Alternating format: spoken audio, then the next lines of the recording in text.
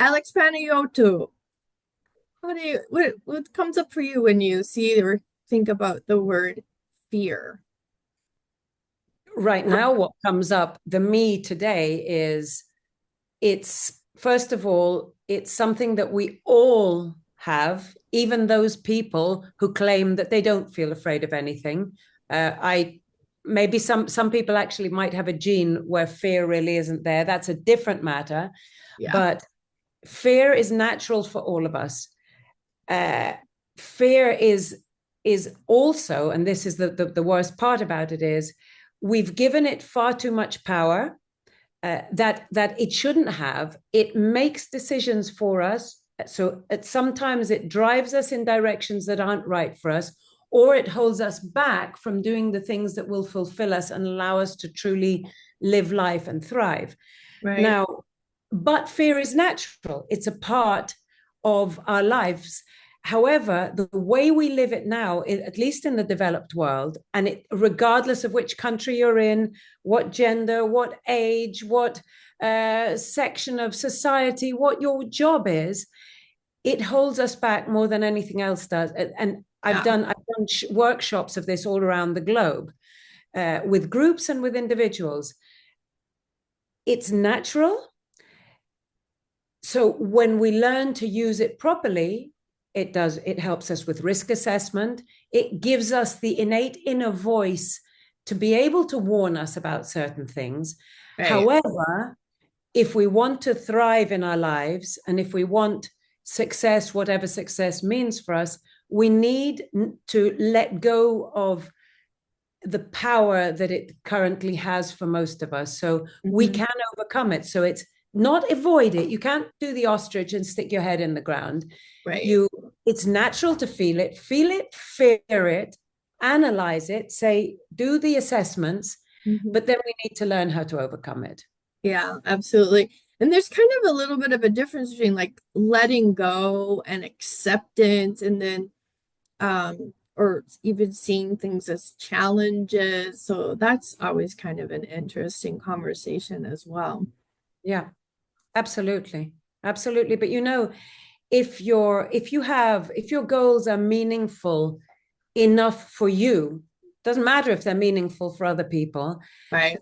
then that will give us the commitment, the inner commitment, and the motivation that we need to go ahead despite the fears that might try to hold us back. Because if we give in to fear, we will never move forward in any way. We can never feel as happy and fulfilled as we would otherwise. Yeah. Yeah. And we can feel two polar opposite emotions at the same time.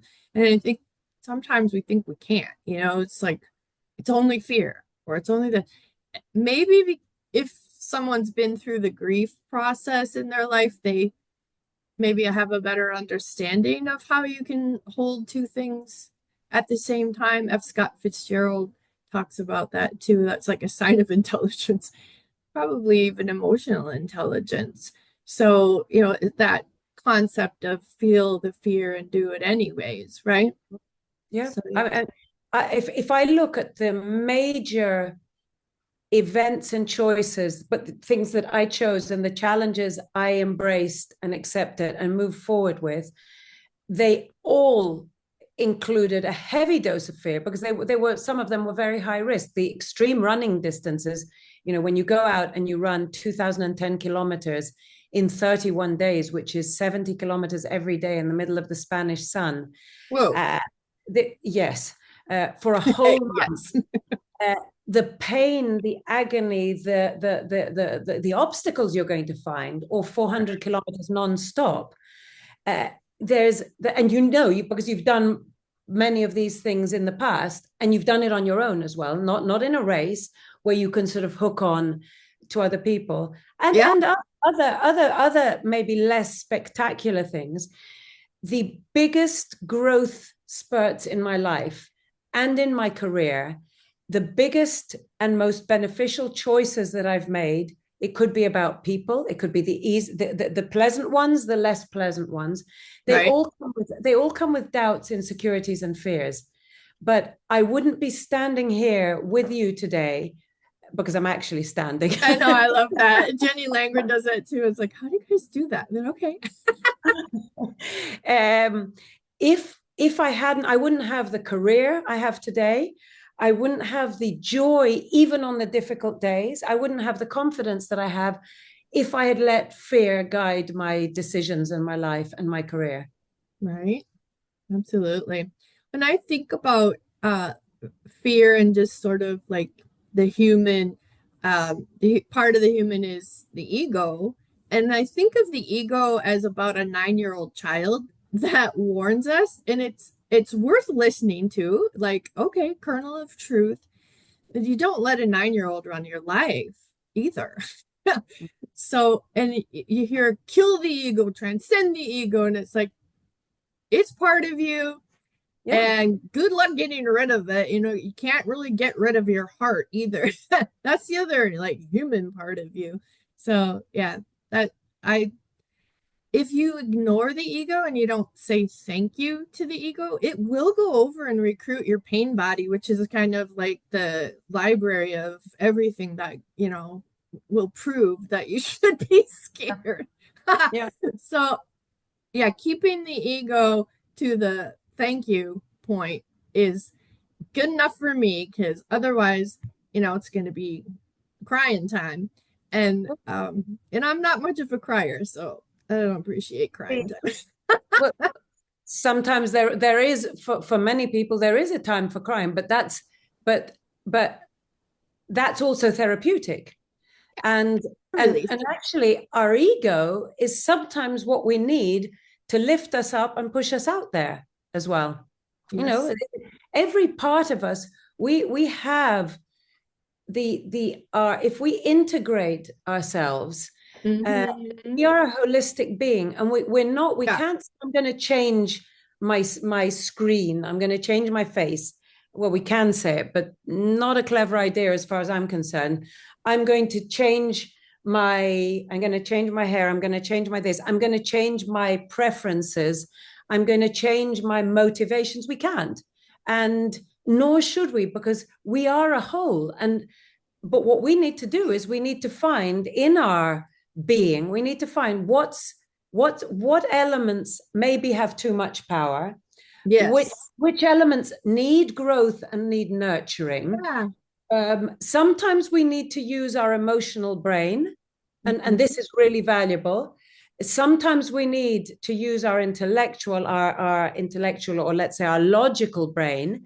Mm-hmm. And I know this is very scientific. I'm sure they're not called logical, and I don't care. Very scientific. So they're extremely scientific. Mm.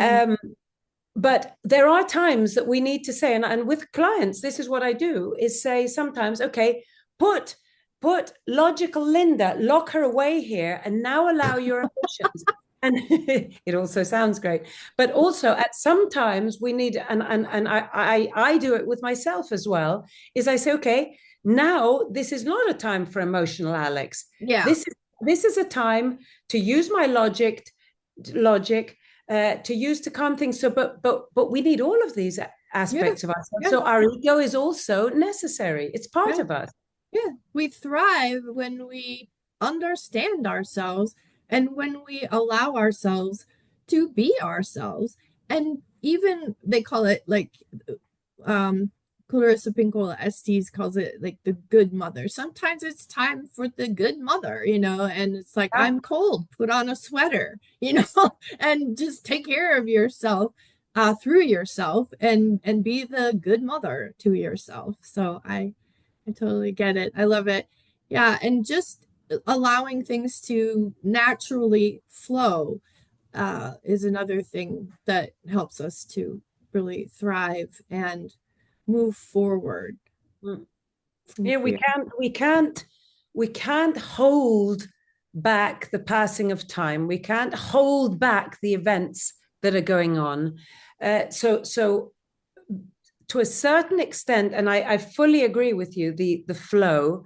However, I believe there are times when, be water, my friend, and just go with the flow. Sometimes the flow, depending on what it is, needs a bit of thought process. So it depends what flow we're talking about. But I absolutely agree with you, because we can't hold ourselves back from things.